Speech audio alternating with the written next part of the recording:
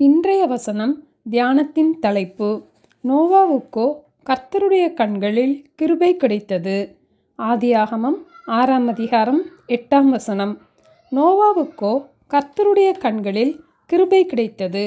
இந்த உலகத்தையே உண்டாக்கின தேவாதி தேவனுடைய கண்களில் நோவாவுக்கு கிருபை கிடைத்தது மேலான பாக்கியமாகும். ஏனெனில் நோவா தன் காலத்தில் இருந்தவர்களுக்குள்ளே நீதிமானும் உத்தமனுமாயிருந்தான். நோவா தேவனோடே சஞ்சரித்து கொண்டிருந்தான் என்று 9ஆம் வசனத்தில் நாம் பார்க்கிறோம். நோவா வாழ்ந்த காலத்தில் எப்படி இருந்தது என்று பார்ப்போம். அதே அதிகாரத்திலே 11, 12 வசனங்களில் பூமியானது தேவனுக்கு முன்பாக சீர்கெட்டதாயிருந்தது, பூமி கொடுமையினால் நிறைந்திருந்தது. தேவன் பூமியை பார்த்தார், இதோ அது சீர்கெட்டதாயிருந்தது, மாம்சமான யாவரும் பூமியின் மேல் தங்கள் வழிகளை கெடுத்து கொண்டிருந்தார்கள் என்று பார்க்கிறோம். அதே அதிகாரத்திலே 5ஆம் வசனம் 6ஆம் வசனத்திலே மனுஷருடைய அக்கிரமம் பூமியிலே பெருகினது என்றும் அவன் இருதயத்து நினைவுகளின் தோற்றமெல்லாம் நித்தமும் பொல்லாததே என்றும் கர்த்தர் கண்டு தாம் பூமியிலே மனுஷனை உண்டாக்கினதற்காக கர்த்தர் மனஸ்தாபப்பட்டார். அது அவர் இருதயத்துக்கு விசனமாயிருந்தது. 2 பேதுரு 2:5 அவபக்தி உள்ளவர்கள் நிறைந்த உலகம் என்று நாம் பார்க்கிறோம். சீர்கெட்ட அவபக்தியுள்ள பொல்லாத இருதயத்து நினைவுகள், அக்கிரமம், கொடுமை நிறைந்த பூமியாக இருந்த அந்த காலத்திலே நோவா நீதிமானும் உத்தமனுமாயிருந்தான். ஆதலால் நோவாவுக்கு கர்த்தருடைய கண்களில் கிருபை கிடைத்தது. இன்றும் கடைசி நாட்களிலே இருக்கின்ற காலங்களை பற்றி 2 தீமோத்தேயு 3ஆம் அதிகாரம் முதல் 4 வசனங்களில் வாசிக்கும் போது நாம் தெரிந்து கொள்ளலாம்.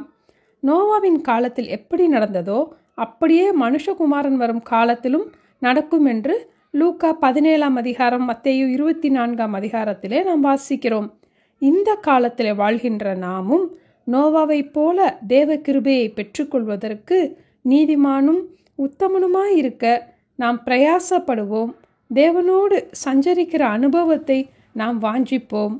ஆதியாகமம் 6:5 படி நம்முடைய இருதயத்தின் நினைவுகளின் தோற்றத்தையும் ஆண்டவர் காண்கிறார்.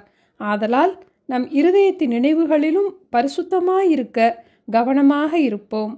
13ஆம் வசனத்திலே பூமி கொடுமையினால் நிறைந்தது, நான் அவர்களை பூமியோடும் கூட அழித்து போடுவேன் என்று கூறி நோவாவையும் அவன் குடும்பத்தாரையும் காக்க ஆண்டவர் பேழையை உண்டு பண்ண சொன்னார்.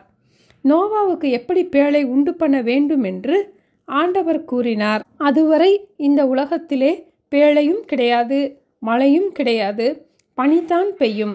அதை உண்டு பண்ண வேண்டிய அளவு, அதை உண்டு பண்ண வேண்டிய மாதிரியையும் ஆண்டவர் நோவாவுக்கு கூறினார். கிட்டத்தட்ட ஒரு டைட்டானிக் ஷிப் அளவுக்கு அந்த பேழை இருந்திருக்கும். நோவா குடும்பம் 3 மகன்களின் குடும்பம் ஆக மொத்தம் 8 பேர் அந்த பேழைக்குள் பிரவேசித்தார்கள். காட்டு மிருகங்கள், நாட்டு மிருகங்கள், ஊரும் பிராணிகள், பறவைகள் மற்றும் சகலவிதமான பட்சிகளும் ஜோடு ஜோடாக பேழைக்குள் பிரவேசித்தது. எல்லோருக்கும் வேண்டிய தண்ணீரையும் ஆகாரத்தையும் நோவா சேர்த்தார். தேவன் தனக்கு கட்டளையிட்டபடியெல்லாம் நோவா கீழ்ப்படிந்து அந்த பேழையை செய்து முடித்தார். அதன் பின்பு நோவாவை நோக்கி, நீங்கள் அனைவரும் பேழைக்குள் பிரவேசியுங்கள், இந்த சந்ததியில் உன்னை எனக்கு முன்பாக நீதிமானாக கண்டேன் என்று ஆண்டவர் கூறினார். எல்லோரையும் உள்ளே விட்டு கர்த்தர் பேழையின் கதவை அடைத்தார். 2 பேதுரு 2:5 நோவா நீதியை பற்றி பிரசங்கித்தார் என்று வாசிக்கிறோம். அந்த நாட்களிலே பேழை செய்தபோது நோவா நீதியை பற்றி ஜனங்களிடத்திலே பிரசங்கித்தார். ஒருவரும் மனம் திரும்பவில்லை. நோவா விசுவாசத்தினாலே உண்டாகும் நீதிக்கு சுதந்திரவாளியானான். இன்றும் நோவா காலத்திலே நடைபெற்றது போலவே நடைபெறுகிறது. இயேசு சீக்கிரமாக வருகிறார். அவருடைய பிள்ளைகளை அவரோடே கூட கூட்டி செல்வார்.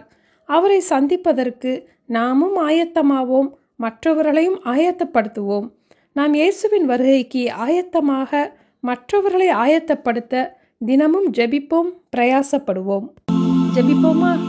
எங்கள் அன்பின் ஆண்டவரே, நோவா தன் காலத்தில் வாழ்ந்தவர்களுக்குள்ளே நீதிமானும் உத்தமனுமாயிருந்தான். நோவா தேவனோடு சஞ்சரித்து கொண்டிருந்தான் என்று நாங்கள் வாசிக்கிறோம். அதுபோல நாங்களும் நீதிமான்களாயிருக்க, உத்தமர்களாயிருக்க, ஆண்டவரோடு சஞ்சரிக்கிற ஒரு ஜெப வாழ்க்கையை எங்களுக்கு நீங்க தர வேண்டுமாய் ஜெபிக்கிறோம் அப்பா. நோவாவுக்கு உங்க கண்களிலே கிருபை கிடைத்தது போல எங்களுக்கும் கூட அப்பா உங்க கண்களிலே கிருபை கிடைக்கட்டும் ஆண்டவரே. நோவா கர்த்தர் தனக்கு கட்டளையிட்டபடியெல்லாம் செய்தது போல எங்களுடைய வாழ்க்கையை குறித்த உங்க திட்டத்தை நாங்கள் நிறைவேற்றுவதற்கு எங்களுக்கு வேண்டிய கிருபைகளை தந்து எங்களை ஆசீர்வதிக்க வேண்டுமாய் இயேசுவின் நாமத்தில் ஜெபிக்கிறோம் பிதாவே. ஆமென். Thank you. Have a blessed day.